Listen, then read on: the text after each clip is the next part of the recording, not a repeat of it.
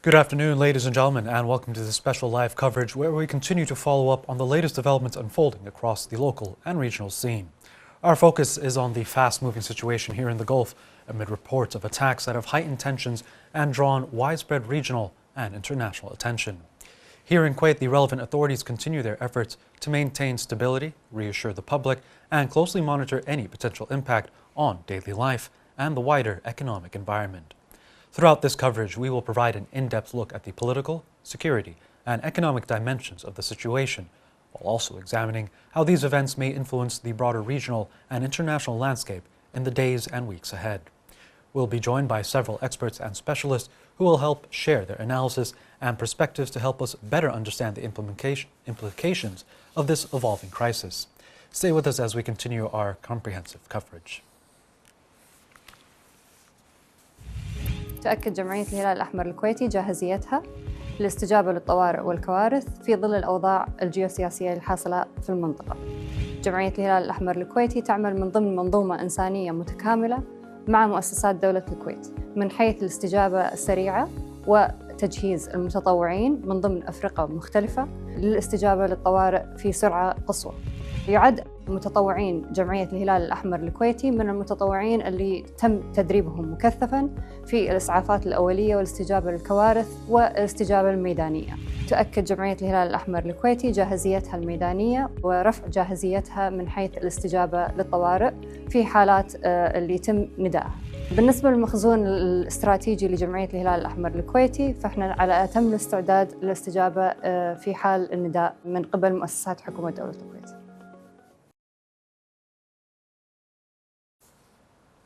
With us in the studio is Energy Affairs expert Mr. Mohammed Al-Shatli, who is joining us to shed light on the latest developments in the energy sector and the outlook it has for global oil markets. Welcome, Mr. Shatli. Thank you so much for joining us today. Thank you. Sir, before we address the Joint Ministerial Monitoring Committee meeting from OPEC+, could we begin with you giving us a brief sort of summary of the current energy situation in the region? Well, the current energy situation is basically the world have lost effectively taking into consideration the compensation around 12 million, 12, 13, 12, 14 million barrels per day outside of the supply equation. You have demand supply. Mm-hmm. So we have 14 million is effectively out of the market. And it is not because the countries cannot produce. It is basically because geopolitical changes. Geopolitical threat of stopping any or preventing any vessel whatsoever to move through the Strait of Hormuz to the different markets. So basically, this is the way. This is have an impact on putting or igniting concern, scare in the oil market and in the world market, and that has pushed prices from previously 65 to 75 to 80, 85, where it has reached the level of even 170. Mm-hmm. I'm not talking about benchmark, I'm talking about crudes like the Gulf, whether it's Kuwaiti crude or Saudi crude or yes.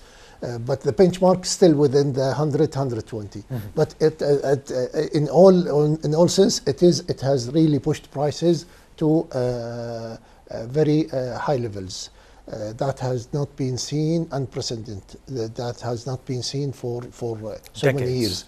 I remember 2008. We have seen 140.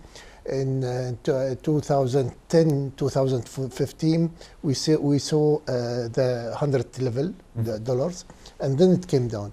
But that level of 170, it's unprecedented. Now, those highs that you're speaking of, 2008 and 2015, would you say that these were sort of market forces that had pushed the prices up this high? In 2008, yes, it was lower market forces. In a sense, there was less higher demand and lower supply. And this is why, by the way, at that time there was different international efforts. There was a meeting in London, in the UK. There was a meeting in Jeddah. and the purpose was how to ease and reduce prices. And it came. Eventually, there was international efforts behind reducing prices. While in 2010, 2015, again, supply was lower than demand. Demand was higher.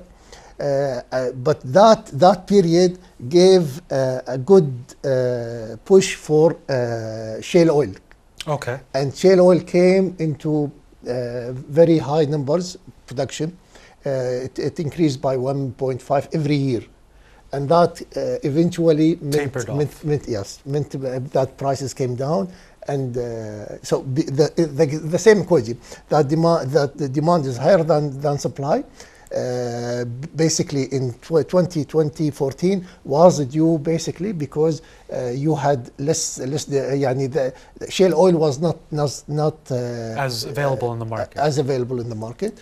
But it came down, and it came in with higher increases, and that really was a wild card, and it really pushed prices down.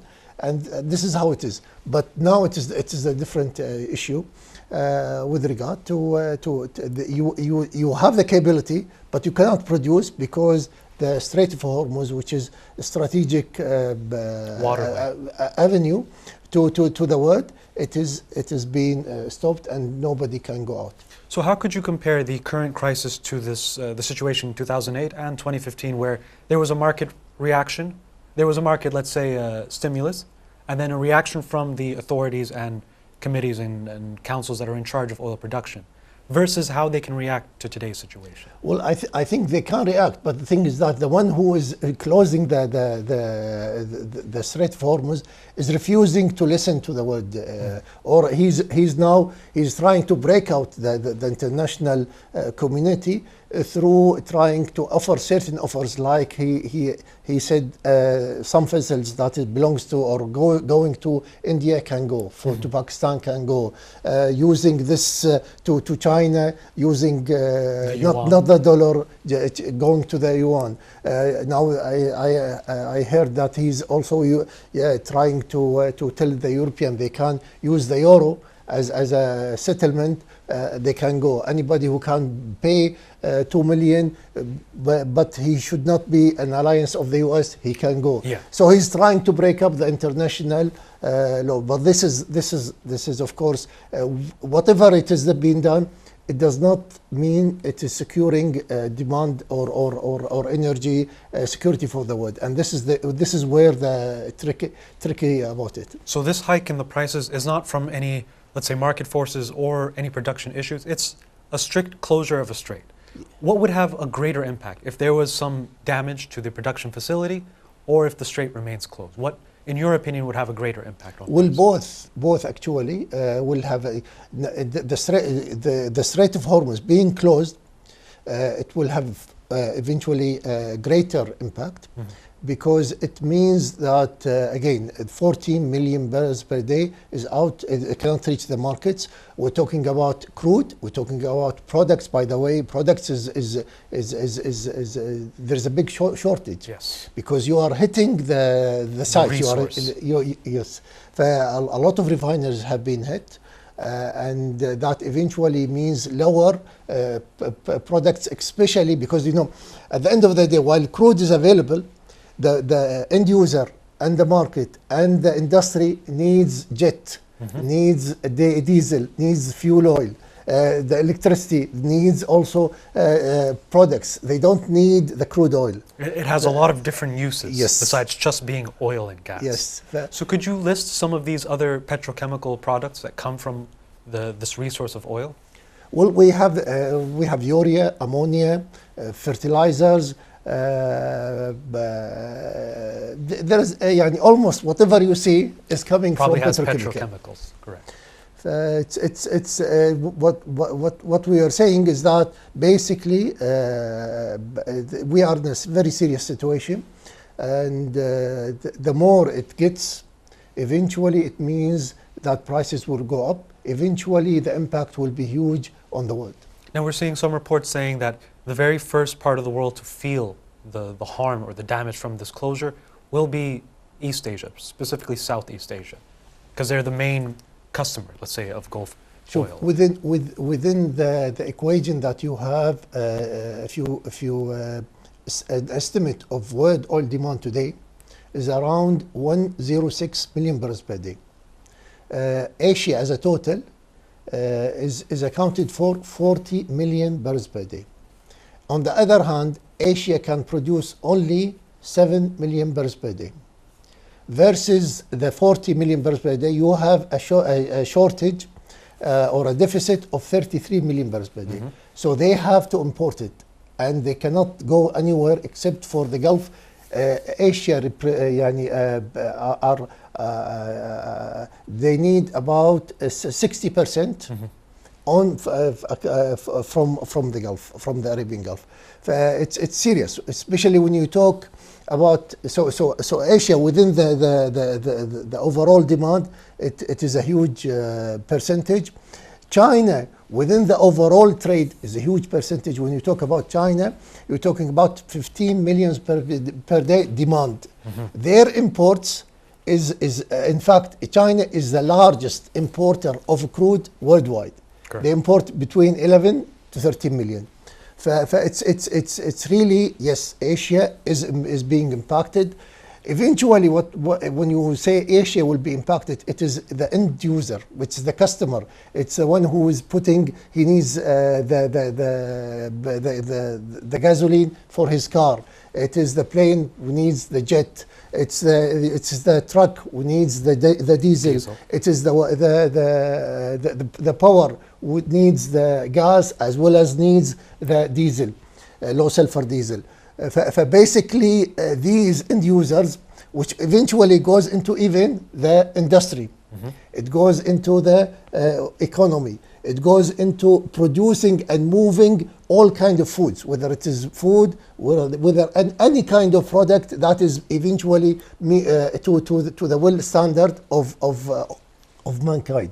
So yes, it is serious, and it hits everybody, and it hits Asia most, because Asia does not have or their demand far exceed their actual production capabilities.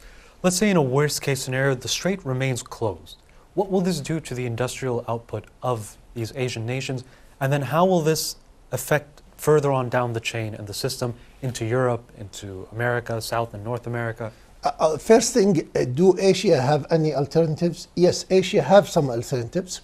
When I say that Asia are accounting for or imports about 60% or even 70% from the AG, that means there is 30% that comes from other places, whether it is Russia, whether it is the US, whether it's Canada, whether it's Venezuela, whether it's Africa, Nigeria and Angola. So it basically, this 30% comes from outside, but the 70% comes from the AG. This is one thing. The other thing is that Asia have thought about it. And this is why China probably it is one of the largest strategic reserves worldwide, and it is expanding it. It has plans to expand that into 2026 and 2027 and even 2028. So they have thought about it. India also have one of the largest, but the largest worldwide is really Japan. But I mean, between these countries, which is the largest consumers, yes, China, you have Japan, you have Korea, you have Taiwan. So within Asia, there is a big reserves. That reserve could ease somewhat, but with the higher prices, eventually we are hitting towards rationalizing of demand. Okay. So I think there will be a new trend. Yes, there is supply from other sides, but it is not enough, and it cannot replace or compensate for the 14 million. There is some oil again from the SPR. It can be absorbing some of the suffering for certain period of time. But this will not go on forever. This cannot go forever. Yes. This is why we come to the first conclusion, which is basically if this issue or hostilities goes on, or extend for another month or 2 months, the world cannot cater for it, cannot bear for it. It will certainly, everybody suffers. We saw earlier, I believe 2, perhaps 3 weeks ago, the International Energy Agency had released upwards of 400 million. Yeah, along with releases from America and other Yes, European yes. countries, we've crossed over $500 million. This didn't necessarily bring prices down, but it kept them steady and stopped them from going any higher. Eventually, like you said, the reserves will not be able to keep prices down, and within a couple of weeks' time, we will hit, I don't want to say a point of no return, but it's almost a point of no return. As you're saying, there will be a new standard for the energy markets. How does the future look if the hostilities were to end today versus how will the situation look if it ends in a month? Sure. If the hostilities ends today, or even within 1 week, within 10 days, within acceptable time, things will be slightly better. Let me go step by step. Yes. And gradually. Is basically, you have ships, you have floating storage, you have ships, a lot of ships that have oil into it, so that can move. But you we have to think also that many energy infrastructure have been closed, have been attacked, damaged. Restoring that damage will take time and will take cost. Closing the wells and fields, that also will take time and will also cost money. Basically, yes, if it ends today or tomorrow or within 1 week or within 10 days, certainly it's a good news. But we have to accept that things will not come back to normal and restored. You will have time. It could be going from 4 months up to a year. We know and this is why prices will continue to be firm at levels of not current levels, yes, but let us say around $100.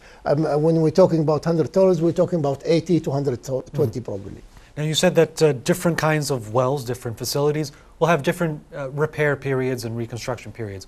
What are these different time frames? Let's say for an oil well versus a natural gas well or such. Well, if we talk about an oil wells, we're talking about probably 4 to 6 months. We're talking about natural gas. I think it is more severe, and they talked about in the Qatari talk TV bluntly when Ras Laffan was hit, and they said that it will take 3 to 5 years to recover 13 million tons of exports. Yes. That means the bleed is going to... It will last for 3 to 5 years. 3 to 5 years. And it will cost around 22 billion.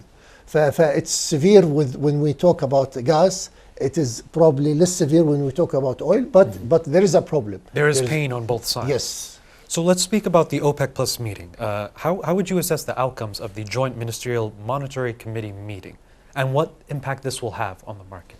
So when we talk about GMMC meeting, the joint committee, we're talking about a committee, ministerial committee, that consists about 9 ministers. And basically the task of this committee is to follow up on market developments, and they follow up on production. And usually they meet every 2 months. Their meeting this time is timely. It comes when there is a big chaos in the oil market, and they are, let's say, raising bill and concerns to the world community that energy security is in danger, and that attacking the energy infrastructure is a big thing. And that restoring these things back to normality, it will take time. Yes. And that the world has to, and these were in the press release, and the world has to move back to ensure that Strait of Hormuz navigation for all vessels, for all kinds, it has to go back to the normal period in order to ensure energy security, because it means everything good for the world, for the economy, for humans, and it means all bad if it continues, because eventually, the more it continue and the period is extended, we will hit with prices even higher than 150. It could be 200, could be 100 to 250. And this is what Iran has said since the beginning of the conflict, that we will see oil prices hit $150 or $200. Now, after 150, I assume that a lot of the economy becomes unreasonable to sustain at this level. Yes, well, we will be hit with inflation, and we will the world economy will go into recession. It will be very severe, and also most of the economists have talked about that, and they are again signaling that be careful. We are going into that, heading towards a bigger crisis. Yes, in a bigger crisis. And so yes, it is a dangerous thing, and you know it means even your ability to, as a consumer to buy, it will be reduced. I think even you'll have for different currencies, you'll have devaluation. You'll have a lot of layoffs. Get into recession, it will have a suffering for everybody, for all kind of. We had some indication of that during COVID time. True, we saw a large contraction in the economy. Yeah. Businesses were suffering to stay open and to keep paying salaries. This is sort of a different kind of virus going around the world. We're seeing a lot of reports speaking about the economic impacts and consequences of the Strait remaining closed versus returning to what it was post-war, pre-war, sorry. I haven't seen any reports, I don't know if you've seen any, of what the world economy would look like if currently Iran and Oman control the Strait of Hormuz. No one is speculating on this possibility. Because it's not something. First thing, I don't think Oman will go into that. There are some reports saying that they're discussing. There's, you know, because not, and unfortunately, not everything you will you written or talked about is true. Is it true? Correct. But again, if they go together, they cannot, because you know, again, it's the UN, it's the World Trade. It's the free trade, it's WTO, which is World Trading Organization, all kind of international rules that enforce that the trade and the movement of all kinds of vessels have to go smoothly and free of any charge. Putting, you know, a toll. If you putting taxes or a toll on any movement, you're talking about, if we're talking about before these hostilities, we're talking about 140 ships, all kind of ships, of course. When we talk about oil, it's only 22 million, 22 vessels, which holds 2 million barrels. But if we talk all kinds of ships, we're talking about 140, and 140 multiplied by 2 million, you're talking about hundreds of billions. And this is not acceptable. I don't think it is realistic. I don't think it is acceptable. I don't think anybody will agree it internationally or locally or even on the region side. This is why nobody is entertaining that idea of them scenario. controlling the Strait. As you mentioned, this is an economic focus sort of conflict or standoff between the two. It's not ideologically driven. It isn't politically driven. You believe it will be the economic pressures on the international system that will force the international community to tell these conflicting parties to lay down your arms, come to the negotiating table, and find a solution that maybe you two can accept, but that is necessary for the world economy to continue to grow and sustain itself. Well, you have to see it from two aspects. The one aspect is that since 2022, we're going from war to another war. So we had Russia against Ukraine, and that had a severe impact on Europe, and severe impact even on Russia, and is continuing, because again, there you have targeting the refineries, targeting some of the airports, pipelines, yes, and it has, and Europe have tried to get some kind of other replacement, and they could get it from two places. They got it from Qatar, slightly, from the US, Yes. as far as gas is concerned. They got the oil, I'm talking about products, the diesel, from KPC and from Aramco, so from the Gulf. Now with the crisis that we are in, they are also in a severe position. Because there's no other alternative now. There's no alternative to get other And energy. so the system in the world is stretched, and even the US, who have been exporting, their potential to increase production is limited. Yes, of course. In fact, some people are talking about it reached peak.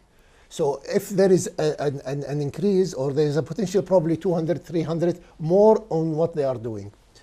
Even Venezuela, you know, one of the issues, you know, during this crisis, the US have gone through different suggestions that it could resolve the issue. And yes, the market have answered that, or have positively responded that prices have come down. But it was only for very short period of time, and then it came up. One of them is Venezuela as a replacement. Unfortunately, or Venezuelan still, they have a lot of problem or a lot of way to invest and increase their production.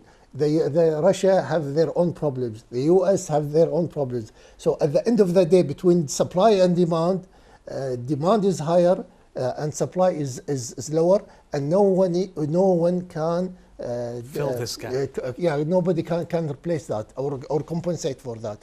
This is why eventually the one of the main negative thing is that as we go there, probably and prices goes up, your demand for oil will be disrupted, or will be harmed, or will be negatively impacted, and this is not good for oil producers worldwide.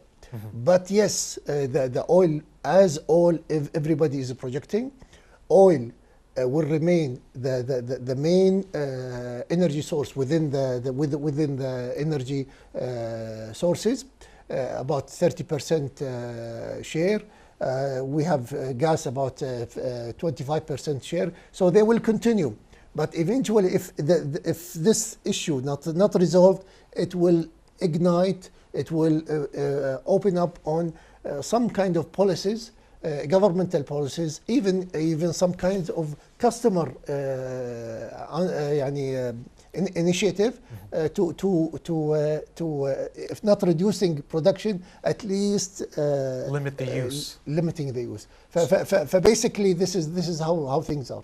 So you believe that will be a real measure taken by governments, that they will have 1 day of work, 1 day no work, some sort of measures in societies and communities to reduce impact. We're seeing in, I believe, Australia, they're having issues at the gas stations. Indonesia. You have the Philippines, their prices have 50%. You have the US, which is the main driver, about $5 to $6 per gallon. And that is not something is really part of why the US administration is working, is because of that. And because, again, we're going through the half-yearly parliamentary midterm elections. Re-election. Basically, yes. And even in Europe, prices have gone up. They're talking about jet and diesel going up to $200.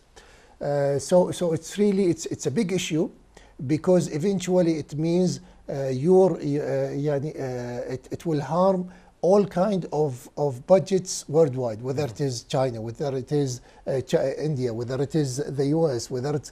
Some people are saying that, yes, the US is benefiting and not benefiting. Yes, they are benefiting from some things, but they cannot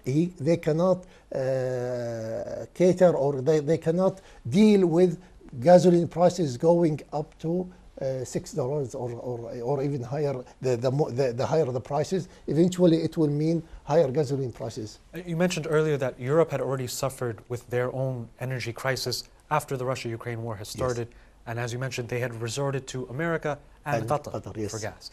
and now that alternative has been shut down. Yes. So what does that mean for the European energy markets? Because Trump is now saying, just come buy from America. And we saw the whole debacle with Venezuela, how he had ousted the president, Nicolas Maduro, and had asked the oil companies to come invest in Venezuelan oil. They all told him that it's Yes. not worth it. Yes. But now in this current climate, does that Venezuelan oil investment become worth it now? It takes a lot of time. It takes at least 5, if not 6, if not 10 So you need to years. build new facilities and infrastructure to refine this. Because imagine the oil and gas industry in Venezuela, for probably 30 years there was no investment, and a lot of experts have gone out of their industry, and a lot of international companies have moved away. So they need billions of dollars, and for a longer period of time. And also don't forget also most of the crude that they have is not crude oil. It's very heavy. Difficult oil. And even when you come to refine it, it's only the U.S. companies that can refine the Venezuelan crudes. And if you go around, it will be part of, let's say, 5% of the total slate in any refinery. It has to be sophisticated, whether it's in China or India. Venezuelan industry, Venezuelan crude is not really an option. Okay. Well, let's go back to the OPEC meeting. To what extent does the decision to increase production by, I believe, 206,000 barrels per day, how does this reflect the actual market situation versus the geopolitical pressures on the market? First, we have to think that this action has been taken by the G8, which is the 8 countries that have agreed to reduce production or increase production in accordance with market requirements. And in 2024, they have agreed to return back about 2.2 million barrels per day to the market, and they have successfully made it into 2025 back to the market. And there is another portion, which is 1,650,000 barrels per day, that started in October 2025, going back to the market. Now this is what the 206 is part of that.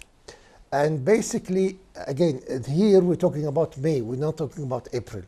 Because April also there is a 206 that is already been agreed in March. Previously agreed to, yes, not before, as a reaction to this crisis. No, it was on 1st of March that there was a meeting, yes, in which it was agreed. Now there is another punch, which is basically about 206 again, but it is in May. So let's wait in May what will happen there.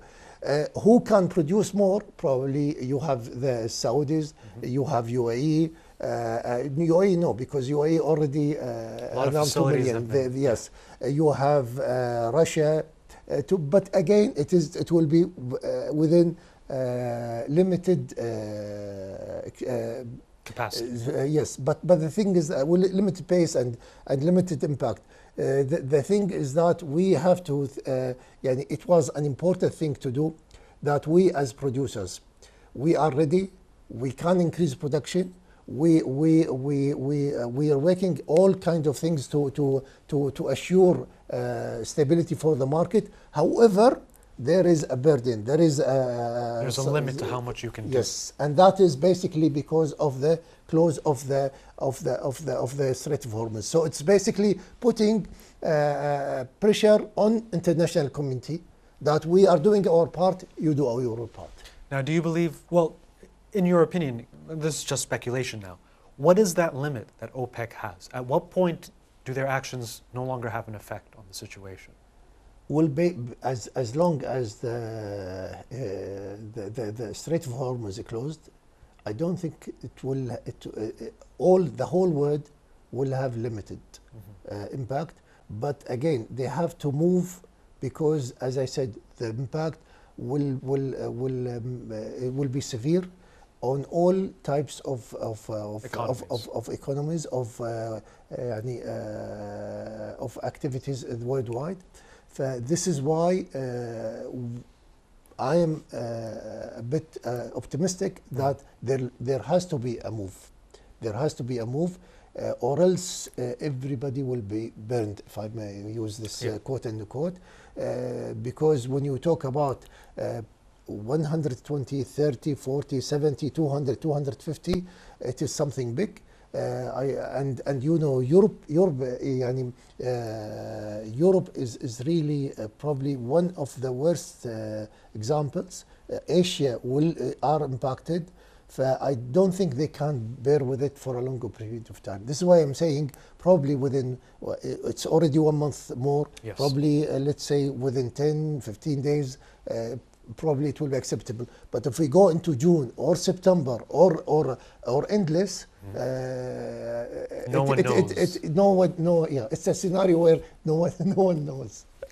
Well, sir, do you believe that there may be some rerouting of the energy shipments? If the strait remains closed, would there be construction rather, on different pipelines around the Gulf to sort of circumvent the strait? So again, the system is stretched. If to have a new pipeline, it takes time. Correct. This is going to take And years it of takes construction. years and takes a lot of investment. Probably the money is available, but the time to do a pipeline, imagine from Kuwait to Red Sea, or from Kuwait to Oman, Dugum. It takes it's one. Probably I don't know how many 5-10 years of no I mean the kilometer. the kilometers. So it's really very lengthy, and takes a lot of time, a lot of effort, and the whole situation as such, it is very risky. You cannot just build. It's not safe to build a pipeline. It is not safe. The thing is that I should emphasize is that the problem is not really having a pipeline, because it will take money and it will take time, but it is really to address the main cause of this. The main cause of this is that the Strait of Hormuz, which has been there, freely movement according to the international laws since 80 years. And if you take from 80 years, from the 60s up to date, it was always free. And it was only for probably certain incidents that there was a difficulty, and it was few days. It was a that's all. minor difficulty? It's a minor difficulty. But here today we have a serious difficulty that is impacting everybody, and what should be concerned and focus on that is removing that hurdle, and try to address it and force the Iranians is that this is something international and to the international community, and they should open it up without any conditions, as it has been for more than 80 years. Now, on that specific hurdle of the strait being closed, we're seeing some international efforts, specifically from China and Pakistan, to try to propose some sort of peace proposal, at least a momentary ceasefire. We can see from Iran and the US that their conditions to end the war could not be further apart. So at what point do you believe Iran and the US will have to come to the negotiating table? Will both sides need to suffer a certain amount of pain before they come to the negotiating table? Or will they succumb to international pressure to reach a conclusion? I know you said that we have 2 weeks, about 2 weeks' time before there is a degree of damage that cannot be undone and everyone will feel. And I think both understand they have to come to the negotiation table, because in both sides' interest. But the thing is that there has to be common sense. There has to be some logic behind it, and I think eventually they will be pushed. This is why you see a lot of countries are trying to let's say to mediate a new agreement. Eventually they have to come from their high horse and come down to the ground level. Both have to come, because as I said, everybody is suffering. Everybody, including the US, is suffering.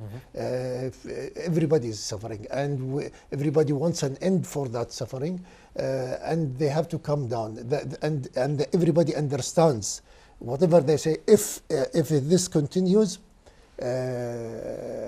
prices will go up, and the suffer will be even severe and more, and cannot be fixed. And like you said, the prices will go up for everything. It'll be for travel, for tourism, for food production, as it is right now.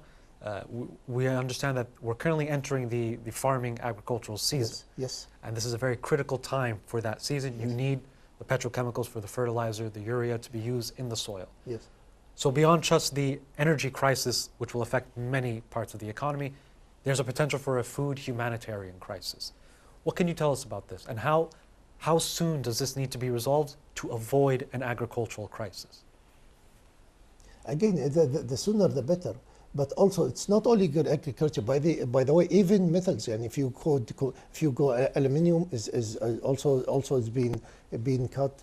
If you go into sulfur, it is being cut. If you go into, as I said, urea and ammonia is being impacted. I think that also, yeah, and if you. With regard to food, it's already been impacted. It's already been impacted. But again, it can be resolved. It can be overcome because part of probably all countries, they have some kind of storage. They have some secure reserve. Yes. That is there. But again, anything when you take about reserves, whether it is food, whether it's oil, whether it's a product, it is there for, let's say, 2 months, 3 months, 4 months, 45 days.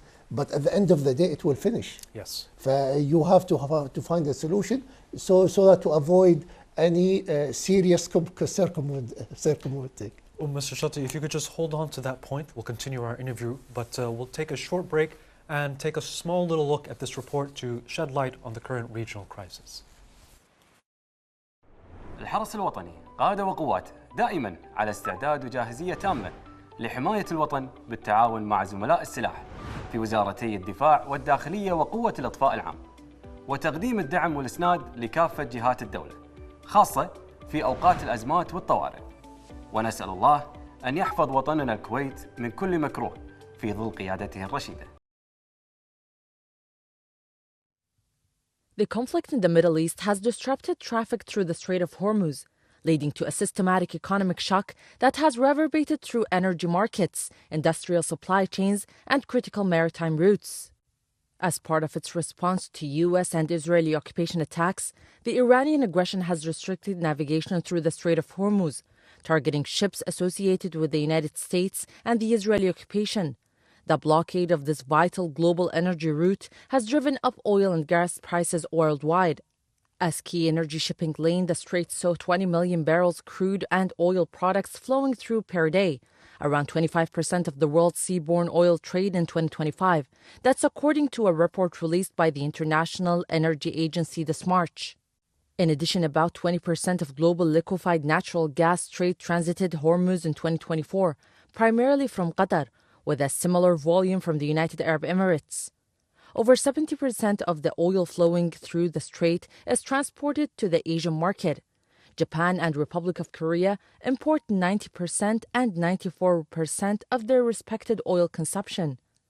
The IAEA estimates that as of the end of March, Hormuz disruption have led to an oil supply gap of roughly 10 million to 16 million barrels per day.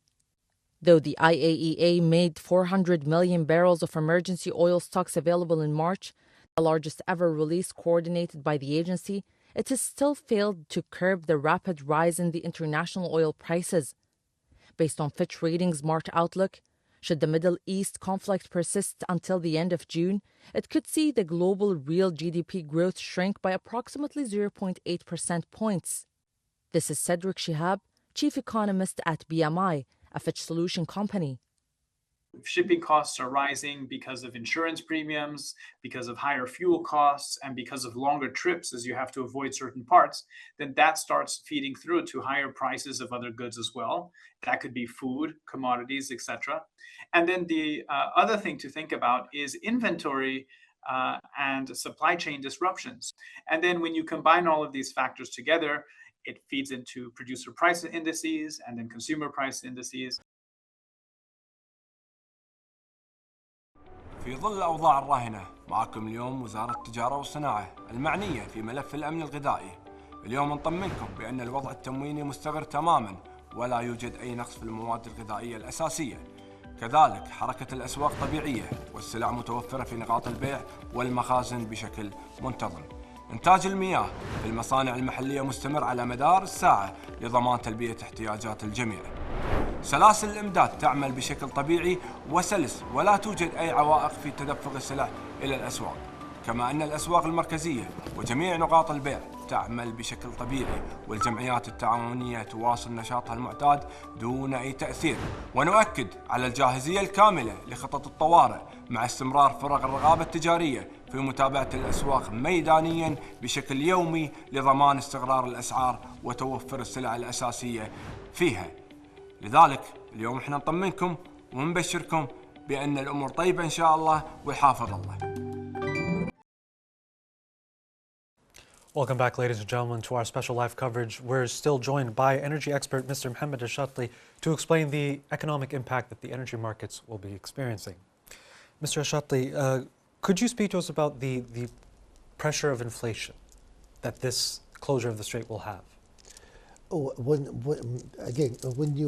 the inflation is led by the fact that energy, crude oil, gas is really needed almost for any activity that you think about it. Whether it's a car, whether it's an industry, whether it's an airplane, whether it's a movement of ships, any kind of transportation, land, water, or air, it needs oil.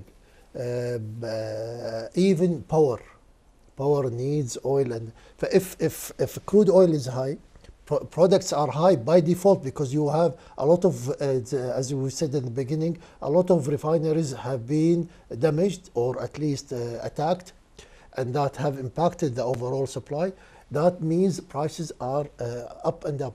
So when you have the transportation with all kind high, and beside what we're talking before this is that the supply chain of it will impact the food and the agriculture season, it will certainly means higher prices for everything. So this Good will mean that we in Kuwait, we up to now we don't feel it, but really if you go around us, you feel it very, whether it's, as I said, in Philippines, if you, any in Thailand, in India, in China, even some of these countries. If we talk about China and India, China used to export products. They have stopped exporting products because they want to satisfy local.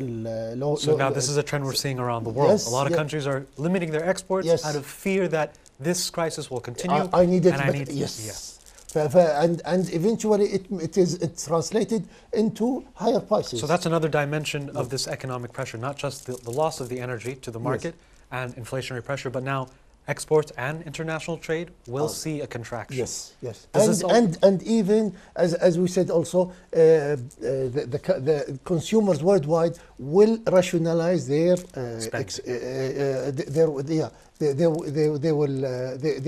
their needs, their consumption.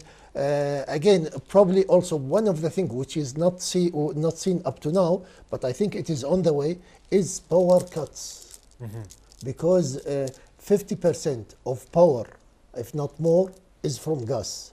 And if you have a country like Qatar of 18 million tons is not exporting, and their export in fact will be lower for the next 3 to 5 years, provided that they have the investment, I think we will see power problems. So now this, you just mentioned, it will affect the consumer behavior, but also their purchasing power will be reduced. Yes. Because now that inflation's here, things are more expensive. And will be devaluing the currency. So it's sort of this positive feedback loop where one element in the system affects everything down the chain. And now each element, each factor is affecting the previous and the coming factor. Yes. So in this sort of situation, how can economies around the world act and respond to these pressures to sort of limit the impact? We understand that opening the strait is the best solution. Yes. But let's say this is not an option. What levers and mechanisms do governments have to limit the impact? Well, basically, I think reducing rather. It's you know it will be automatically. Yani, industries and as a person, if I have that salary and everything is high, instead of having to purchase, let's say 100 KD, I would even go to 50 or 40 and go to the basic needs. And I think this preference of customers worldwide, it will be يعني available and prevailing worldwide, and that eventually will means lower demand. But again, that cannot be affordable on the long-term period of time, because you know, at the end of the day, it will impact demand, it will impact economy, it will be industry. You will يعني even the governments, the budgets. Eventually, it will be a slowing down economy. To a layman, they may say that the reduce in demand in the commercial activity will sort of offset the loss of the energy markets. What do you say to this point? I don't think it will be there. يعني it cannot be soon. It cannot be prompt. But eventually it will be there. Mm-hmm. Yes, it will. But it cannot offset, because we're talking about weeks. And eventually people would have more savings than expenditure. I believe preference of customers and industry will soon impact the purchasing, and will soon impact even the demand. But to go back to normal, the only solution is to opening the strait. Other than this will be just taking a period of time. The same thing what happens during COVID time. Mm-hmm. Eventually, you have a certain choices. You have to reduce those choices. This is what will happen. So now we've sort of laid out the sort of short-term, medium, and long-term impacts of the closure of the strait. What do you believe will be the short, medium, and long-term geopolitical impacts of this conflict? Because we're seeing Iran sort of make an attempt to break the petrodollar that the US has. If countries around the world were to take their offer of trading in the yuan or other currencies, what does that do to the geopolitical balance and dynamics of world powers? Oh, things are changing. Mm-hmm. And are evolving, and we are seeing probably some kind of alliances. We're looking into China, Russia, probably Iran. We're looking into US and Europe. So we're looking into certain alliances. We're looking of certain ideas of going away from the dollar. But my idea is that this is not the first time that people try to opt selling and purchasing crude on other currencies. It has been also during history, but because now we are in the crisis, so these choices probably limited to the existence of the crisis. Okay. Eventually, I think it will go back to the dollar, provided there will be some understanding. But what we are looking, probably there will be a new trade trends. There will be investment decisions. Probably one of the beneficiary things is that it will be pro renewables, pro nuclear, pro these kind of fuels, green fuels. Mm-hmm. So that some of these fuels, in fact, they don't need to go through the sea. So the mode of transportation for this energy it will not be that, because it's basically it is inside. And when you talk about renewables, we talk about hydrogen, we talk about. You're not talking about shipping this energy to other countries. You're not talking about that. Probably that will reduce the. But again, these change in the trends will take a lot of time. Yes. And you come to the main conclusion is that the Strait of Hormuz has to be open. So on this point of renewable energies or green, cleaner energies, This will take time, 5, 10, 15 years. No one is sure exactly how long. Is there a chance that there is some amount of damage or pain to the economy that is coming and there's no way to avoid it at this point? The thing is that if there is inflation, the higher prices should encourage more renewables and green energy on the account of oil. This is what I thought also in the beginning, is that one of the bad effects of what is happening, and that it will even impact Iran as being a big producer for crude and for gas, is that demand for such energy might be impacted.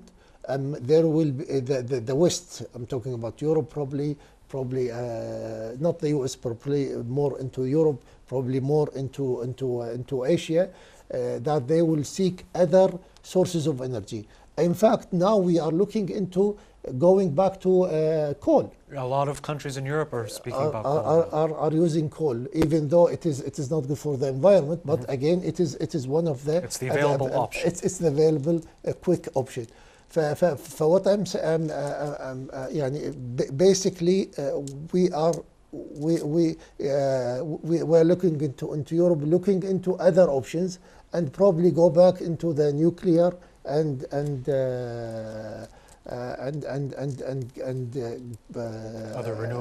other renewables, green energy, which is basically means that probably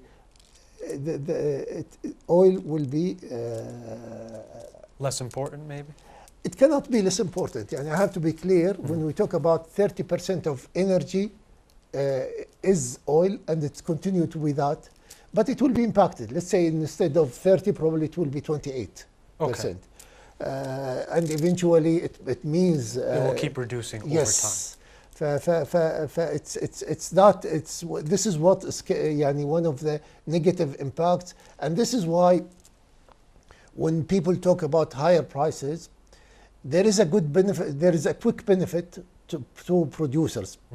But eventually it's not good, because it has harm economy and it impacts choices. It means that people will turn around from oil and gas into other sources. So that's the next question we have. Who in the short term is benefiting? Is it the producers or the consumers? And who in the long term will benefit / lose? Well, in the short term, of course, it's producers. And the producers, whoever can produce and export it. And if he can export more, of course, simple equation. If you are producing 2 million at 65 and producing 2 million at 100 or 120, it's a very clear math. Very clear, straight, black and white math. Basically, the producers are benefiting. But again, it is a quick. This is why OPEC and OPEC Plus have made it clear that we are not targeting prices. In fact, we are targeting security of supply, and the price is the outcome of the whole situation. We are away, and this is why prices. If you look into from let's say from the recent history, from COVID time until now, they have not jumped to 100. By the way. They continued between 60, 70, 75. At the most, they have reached 80. So it is within 60 within a safe range. Within a safe range, with help, which helps customers and helps consumers. And this is why we have managed, and we have successfully managed to improve and give potential for oil and demand for oil to improve and increase, and even outlooks. And there is a change even before this crisis. Yes. There was a change into, yes, oil is here. We have to invest in it. It is safe, and the world cannot live without it. And it is critical for the world expansion. And this is what happened. But now there's some hesitancy. I hope there is no hesitancy, but the OPEC and OPEC Plus have successfully made oil, which was يعني growth about 1 million. Today it is 1.4 million barrels per day growth, annual growth, and it is will grow until probably 2050 and beyond. But such childish or يعني movements, certainly it will have an impact, and I hope it will not be too late. So the point of the story is we have to come to a conclusion, a peaceful resolution, as quickly as we can. Yes, I agree. You made it very clear. Well, Mr. Al-Shatli, unfortunately, that's all the time we have for this segment of our coverage. I'd just like to thank you once again for sharing your time and your expertise, helping us to understand and analyze the economic impact this will have on the world. Thank you very much. Ladies and gentlemen, that was our energy expert, Mr. Mohammed Al-Shatli, to shed light on the economic implications that this crisis has, not just to Kuwait and the region, but to the entire international community. Now, ladies and gentlemen, we'll continue with our special live coverage, but we'll be back after this break. الإدارة العامة للدفاع المدني على استعداد تام وجاهزية عالية، ونعمل وفق خطط مدروسة ومحدثة باستمرار لمواجهة أي طارئ، ونتابع مع الجهات الحكومية كل ما يخص احتياجاتها لضمان استمرار نظام سير العمل وعجلة الإنتاج وسير الحياة الطبيعية، ونقول للجميع سلامتكم أولويتنا. United States President Donald Trump has warned that Iran could face overwhelming military action in one night if it fails to reach an agreement before the deadline he's set for Tehran to reopen the Strait of Hormuz, a vital global energy transit route. The deadline for what President Trump described as an acceptable agreement, one that ensures the free flow of energy through the Gulf, expires today, Tuesday. Speaking at a White House press conference alongside Chairman of the Joint Chiefs of Staff General Dan Kane and Secretary of Defense Pete Hegseth, President Trump stated that he believes reasonable leaders in Iran are negotiating in good faith, though he acknowledged that the outcome remains uncertain. During the press conference, President Trump also highlighted what he described as the heroic recovery of 2 crew members from a U.S. F-15 fighter jet that was downed in southern Iran in recent days. At the same time, he reiterated his warning that Washington could target Tehran's energy and transportation infrastructure should the Strait of Hormuz not be reopened by the stated deadline. The U.S. president emphasized that no further extension would be granted. However, it is notable that previous deadlines announced regarding the ceasefire agreement or the reopening of the strait have been revised on multiple occasions. Meanwhile, the United States Central Command announced that it has conducted strikes on more than 13,000 targets in Iran since the launch of Operation Epic Wrath on February 28. In an official update, CENTCOM stated that it has destroyed or damaged over 150 Iranian vessels since the beginning of the military operations. The command further indicated that its targets have included command and control centers, headquarters of the Islamic Revolutionary Guard Corps, intelligence facilities, air defense systems, and ballistic missile sites. As the deadline approaches, uncertainty continues to surround the prospects for a diplomatic breakthrough, with both sides maintaining firm positions. Thus, the coming hours are expected to be critical in determining whether negotiations can avert further escalation or whether the region will face an intensification of military confrontation with broader implications for global security and energy markets. بتوجيهات مباشرة ومتابعة حثيثة ومتواصلة من قبل مجلس الوزراء ووزيرة الشؤون الاجتماعية الدكتورة أمثال الحويلة، سارعت وزارة الشؤون إلى وضع الخطط المسبقة التي تهدف من خلالها إلى المحافظة على مستويات المخزون الاستراتيجي من السلع المواد الغذائية والاستهلاكية، ولضمان سلاسة وسهولة تدفقها إلى الأسواق التعاونية. قامت وزارة الشؤون ممثلة بقطاع التعاون بتشكيل 6 فرق ميدانية بواقع فريق لكل محافظة، وذلك للمتابعة اليومية للتأكد من كفاية المخزون الاستراتيجي. إن هذا العمل هو ثمرة تنسيق وتخطيط مسبق مع جهات الدولة المختصة التي وضعت لضمان استدامة الأمن الغذائي في مختلف الأوقات، ودامت الكويت بحفظ الله ورعايته. Now joining us from Washington is political analyst and professor Nabil Mikhail, who teaches at George Washington University. He will offer his perspective on the latest developments coming from the U.S. Good evening, Dr. Mikhail. How are you doing? Fine, thank you. Thanks for the invitation. Thank you for joining us. Sir, how do you interpret the threats being made by President Trump to strike Iran's infrastructure? Are they serious or are they just a negotiating tactic? They are real, they are serious, they are genuine. They are actually focused, and they could be pushed back, typical of what Trump said before, but everyone should consider them with a great deal of seriousness. Otherwise, just bad things would happen. And even Trump, during his press conference yesterday, was very clear. He said that we're going to target the bridges. He is going to target the power plants. He is going to make it difficult. And he said that we have received some leaks as a result of intelligence information gathering effort that people in Iran are telling us keep hitting them. So that could weaken the regime. So really, the Iranian regime it's not going to collapse easily or quickly, but is at a very critical moment in its life. It has never faced such a serious crisis since the Shah was overthrown. I don't think that Trump will spend too much time fighting. We have the World Cup coming, the FIFA World Cup, the anniversary of the 25th independence of America, 250th anniversary of the independence of America.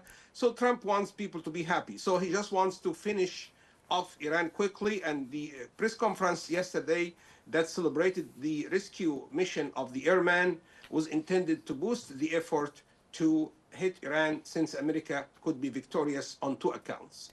Now, on that, the point of the rescue mission, we're hearing from President Trump that it was a complete success. All the pilots were retrieved. But then we're also hearing from the Iranian side that they lost several helicopters, drones, and jets. There's a lot of space between these two statements. Yeah, that could be true. I mean, like say, it's not really going to bother Trump himself. He said that to rescue lives. I mean, the material damage is something expected, so that's not really something that he will lament too far. He just was hoping that the Iranians would get the message that the United States will spare no effort to rescue its people, and they are going all the way to challenge Iran. But then his rhetoric, it seems to be out of place if he's saying at the same time, we're having negotiations, they're going well, but at the same time, I'm willing to hit you with anything I have, despite the cost. How can he reconcile these two ideas? I mean, strategic vagueness is an element of the strategy. And he said that, yeah, I can hit them, but I would love to get a last message at the last moment. And he indicated that J.D. Vance is involved in the negotiations with the Iranians from Witkoff or J.D. Vance or J.D., and they are telling me that the Iranians have consented. So, I mean, strategic vagueness is a tactic, is a ploy, is a strategy, is a smart move. So he's maximizing his advantages. It's sort of his rule through chaos. If no one can predict what I'll do, I have the advantage in this formula. Right. Yeah. What can you tell us about the rhetoric that we're seeing from this White House? Compared to previous administrations, this rhetoric seems to be the roughest or the most straightforward. How does his rhetoric affect this crisis? Oh, I mean, of course, it is boosting the morale. It is putting a lot of effort into getting a popular support. It is dispelling the fears. It is challenging the Iranians. It's making the Americans recall that the American hostages was taken by the Iranians as hostages. Trump as a candidate was saying that Iran killed our troops in Iraq and in other places. So it was very intended to be a boost for the American morale. And I think Trump succeeded so far. The question is, the American public worries about a long war. So the question is, if Trump really goes to the military option through airstrikes, how will this basically be received by the American people? They may welcome it initially, but typical of any war situation in a democracy, people would raise questions. So I think just Trump now will focus on opening the Strait of Hormuz. He may have some options regarding the Kharg Island, the oil-rich island. But I think if really has a focus on the ending the blockade, he can do it. Now, about ending the blockade, what kind of scenarios can we see unfold if the Strait remains closed, if there's a military action to open the Strait? What are the potential cases here?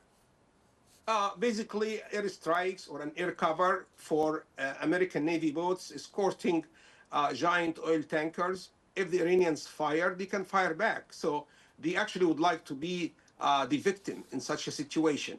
And that actually can be a very daring operation, and it could entice the American public for a huge support. And some countries actually would welcome it, China, India, because they are really hurt by the rising oil prices. And the Gulf countries also will look at it favorably because it is going to end the crisis over a region very close and very proximate and very vital to their existence. Now, Mr. Nabil, I'm not sure if you're familiar with a man named Robert A. Pape, who is a political analyst. He's worked with several U.S. administrations, and he has extensive work on the bombing tactics of the U.S. In his own research and work, he said that bombing does not work to change a regime. You can get tactical successes, but in terms of your strategic goals, you might not achieve them. So how can we reconcile the current bombing campaign that we're seeing now with this track record that the U.S. has of being unable to get their strategic victories? I mean, there are no troops to be deployed, so the goals of the operation will be very limited, just to open the Strait of Hormuz. And I think it will be effective. An air campaign will be effective because the air defense system of the Islamic Republic has been decimated. And also, Iran has a stockpile of ballistic missiles. So the only option is that Iran would hit Gulf states or Israel. So in terms of the nearness or the closeness of the operation, ballistic missiles actually could not be helpful. So there will be, of course, many improvisations in the fighting, but it's not going to be a long fighting because each side does not want a long fighting. So let us see just what will happen. I'm praying that at the last moment, an exit strategy and off the ramp exit or solution could be found. But Trump is determined to hit Iran, to open the, even the American media is quipping on that linguistically, on that situation, saying Trump is straight on the straight. So let us see what will happen. Now, sir, Trump spoke about a good chance for a deal. Does this contradict his threatening tone? As you mentioned, there's strategic ambiguity in their rhetoric and messaging. And let's say that this good chance of a deal happens. In your opinion, what does this deal between Iran and the U.S. look like? What are the conditions both sides? Actually, that was embodied yesterday when I was watching CNN, when they displayed on the screen a 45-day armistice. So that was already announced. So how much progress could such a period yield? It could actually yield, but there is no major reconciliation. But it will be a long armistice or ceasefire, and the two sides can negotiate on many things. But the hope is that such a tipping point could be achieved. Whether it's achievable, yes. Whether it could fail, yes. So you have basically a 50% choices on all the fronts. So that's why it's very confusing even to the expert. But Trump indicated everything clearly yesterday. The military option, the striking a deal, the people negotiated, and he is basically enthralled by America's victory, decimating Iran's nuclear facilities and military power. And we'll see how now the ball is in the Iranians' field. They have to respond because Trump basically has military options and also has peaceful scenarios. Before we move on to the other international players, what can you tell us about the sort of discord within the ranks in the American administration? We saw that the Chief of Staff, Randy Georges, I believe was his name, was let go, along with several other generals in the army. What does this say about the Americans' position and approach to the war?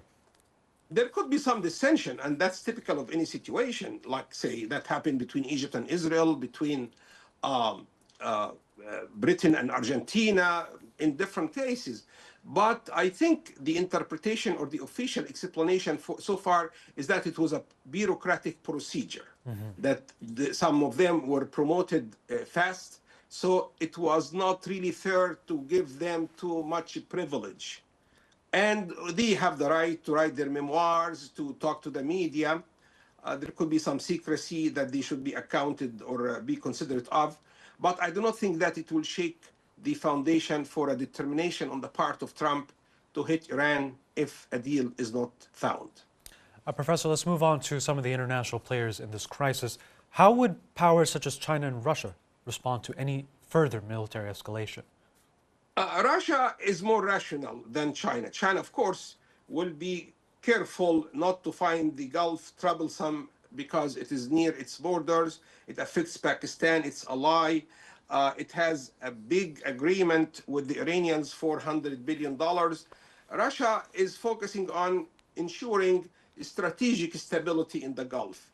Russia also cares about India because India traditionally is a historical ally of China, of Russia, since the Soviet Union. So Russia would actually care about, say, India buying a barrel of oil worth $175. So that's something important. So I would differentiate between the situation of Russia and China. Russia wants more of a peaceful solution. China wants more embarrassment for America. But I think, just as President Sisi of Egypt said, the cards are in the hands of Trump. He will decide what will happen between his nation and Iran. Now, moving on to Europe, we saw that European support for Trump's approach was very reserved, let's say. Is there any indication that the European support for the U.S. action is growing, or are their reservations and hesitancy still very strong? They have reservations, but they are not really going to change the outcome because they have been observers since the mission started. But I would assume that if Trump succeeds in opening or ending the blockade of the Strait of Hormuz, they can send their fleets to ensure international legitimacy for such a move. And in this case, Trump will be victorious. And now moving on to the Gulf states, what role are we likely to play in this escalation? We understand that we're constantly calling for de-escalation for all parties to go to the negotiating table so as to not disrupt the entire economic system any further. But in your opinion, how do you see the Gulf's role in the future of this crisis? That's very noble for them to call on a peaceful solution, despite the fact that Iran really was treacherous to them and hit their infrastructure. I think they are seeking strategic stability, so they will support any action that could ensure such a goal. And they have also good navies, strong navies. So it is now their task to safeguard the Gulf, to promote deterrence, so no aggression would happen in the future. And I think they are having now good communications with the United States to coordinate many things in a post-strike Iran. So I think they are very confident, and they will do well, and they will protect their sovereignties and safeguard the waters of the Gulf. And I think they are doing well. Professor, I believe I speak for everyone involved that we would prefer to see a peaceful resolution to this crisis. But in your opinion, are we realistically looking at a full-scale war or a future de-escalation? We understand that the global economy can only handle this much pressure for 2, 3, perhaps 4 more weeks. But the realities on the ground, do they point towards a full-scale war or limited strikes? Limited strikes, no full-scale war, because Iran even has not mobilized its troops. So it's an elite situation whereby the Revolutionary Guard now is in charge of the country. There is a new Morshid, a guide of the revolution. No regional war, no Third World War. It's a limited war because Europe did not join, China did not join, the Gulf states of the Arab countries did not join. No country joined. So it's just a confrontation between Israel on the one hand and America on the one hand, and then Iran. And even you can ask a fair question: for how long will Israel be involved in the fight against Iran? Because Trump actually could terminate their mission, focusing only on articulating a national strategy for the United States away from any Israeli concern. And now, speaking about his national strategy, we saw that the U.S., the White House at least, is trying to increase defense spending by $1.5 trillion US. How does this war and the increase in defense spending reflect on Trump in domestic affairs? Because he even said that we need to cut back domestic spending. He will be criticized because there are many important domestic needs, but he will also justify it because a lot of people serve in the military. So this is money for them. So he's actually helping a lot of minorities, because minorities like blacks, Latinos, Asians, Native Americans join the military because they do not have too much income. So he can be criticized, but I think he will scale down a little bit defense expenditures as the 2028 elections approach because he will be appearing as just not paying much attention to domestic needs. So I think it will be for 1 year, then the budget will go into a declining slope. So, sir, in this struggle, this tug of war, let's say, of the negotiations, who do you believe currently has stronger leverage, Washington or Tehran? Now, of course, Washington, yeah, because I mean, for almost a month now, and we're entering into the fifth week, the United States has achieved a total dominance in the military field. There could be Israel also is a big loser because they were hit hard by the Iranians. But if the equation is one between Washington and Tehran, the upper hand for sure goes to Washington. Now, what do you make of the threats that the U.S. President Trump is making, that he will attack the energy infrastructure, the civilian infrastructure, if he falls through with this attack?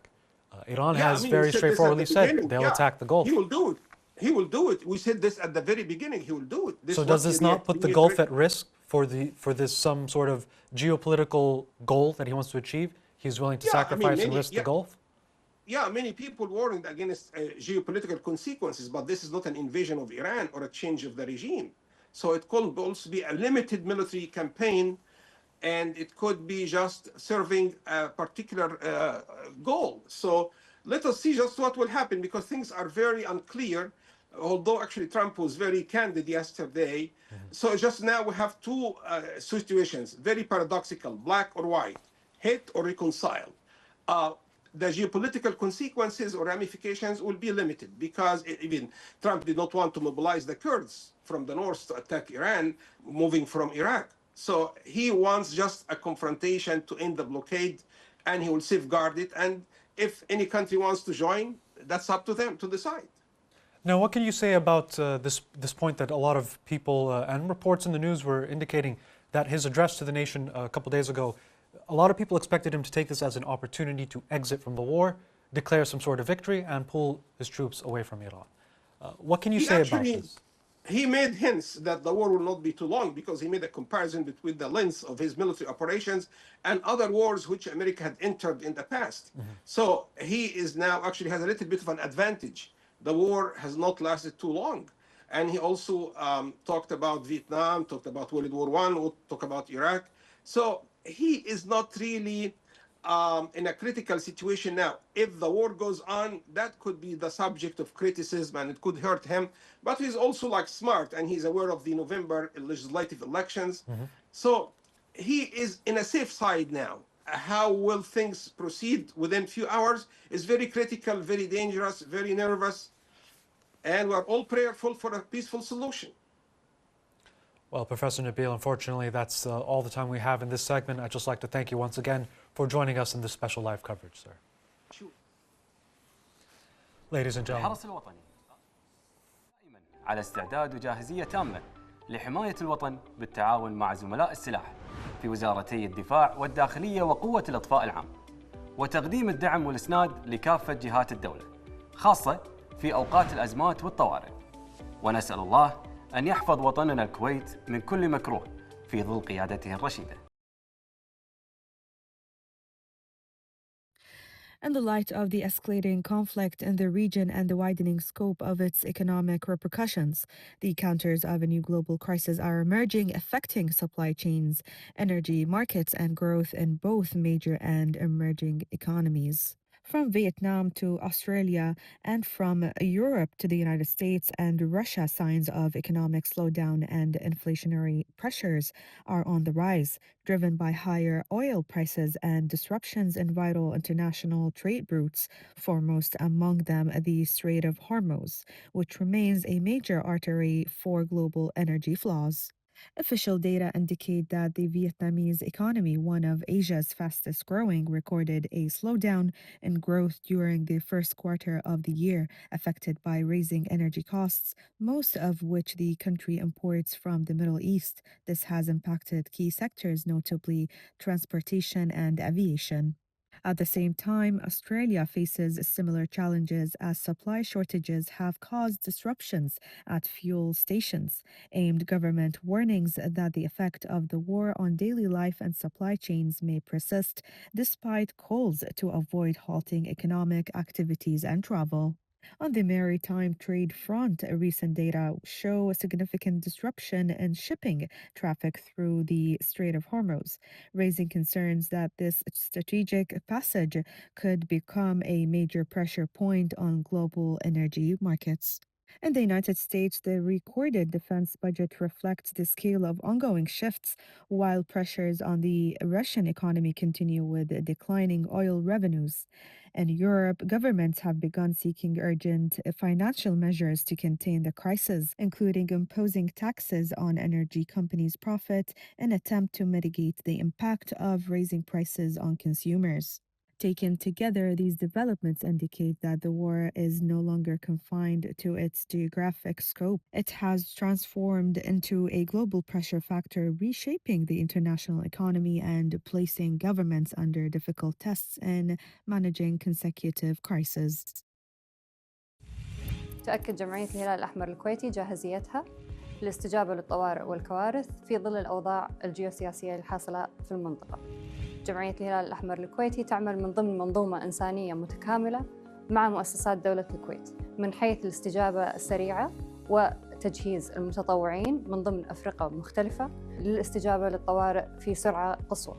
يعد متطوعين جمعية الهلال الأحمر الكويتي من المتطوعين اللي تم تدريبهم مكثفاً في الإسعافات الأولية والاستجابة للكوارث والاستجابة الميدانية.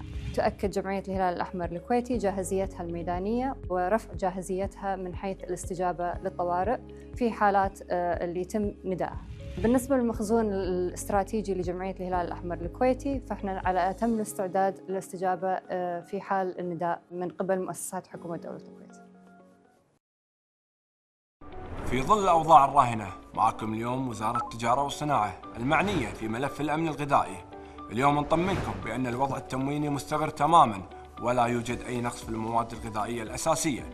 كذلك حركة الأسواق طبيعية والسلع متوفرة في نقاط البيع والمخازن بشكل منتظم. إنتاج المياه في المصانع المحلية مستمر على مدار الساعة لضمان تلبية احتياجات الجميع. سلاسل الإمداد تعمل بشكل طبيعي وسلس ولا توجد أي عوائق في تدفق السلع إلى الأسواق، كما أن الأسواق المركزية وجميع نقاط البيع تعمل بشكل طبيعي، والجمعيات التعاونية تواصل نشاطها المعتاد دون أي تأثير. ونؤكد على الجاهزية الكاملة لخطط الطوارئ مع استمرار فرق الرقابة التجارية في متابعة الأسواق ميدانيا بشكل يومي لضمان استقرار الأسعار وتوفر السلع الأساسية فيها. لذلك اليوم احنا نطمنكم ونبشركم بأن الأمور طيبة إن شاء الله ويحافظ الله.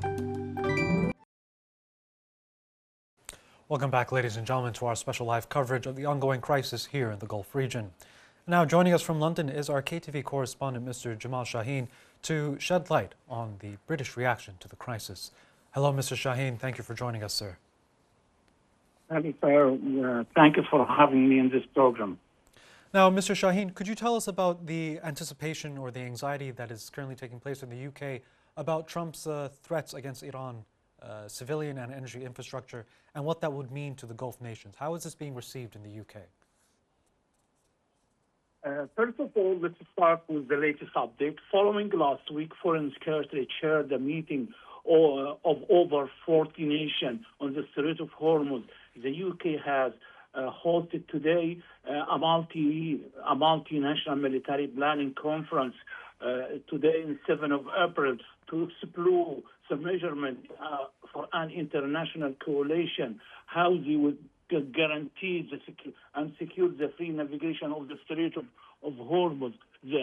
This should be all things should be started after the war. It will turn the main issue of this military planner meeting today, which is ongoing. Have any update about what's the outcome of this meeting yet? It will turn the diplomatic consequence and to the practical planning, how to guarantee the straight access and safe. And once of the hostile has eased.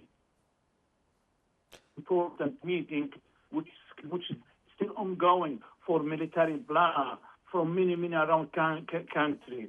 This is very important if we take into account what was the deadline of what Mr. President Donald Trump said today and yesterday about he will ease the civilization at all. This is not acceptable. That his award that Mr. President Donald Trump used is not acceptable at all here. Many media and many analysis say this is not acceptable word, even if there is no any official statement.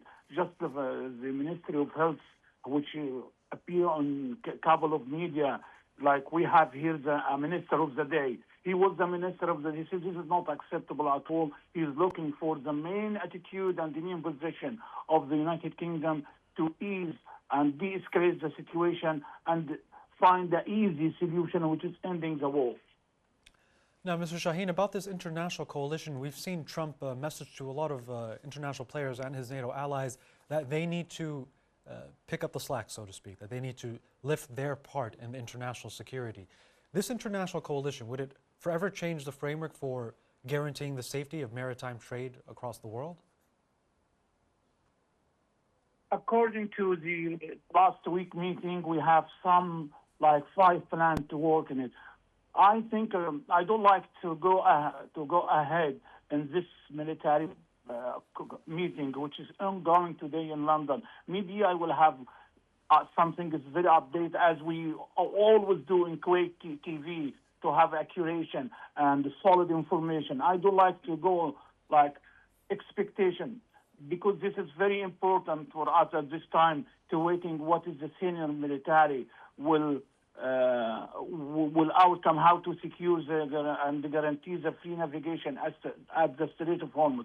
Yes, all of this effort should be coordinating with the United States of America, as the foreign minister said, but also it should be with the GCC country. So we have 2 different ways.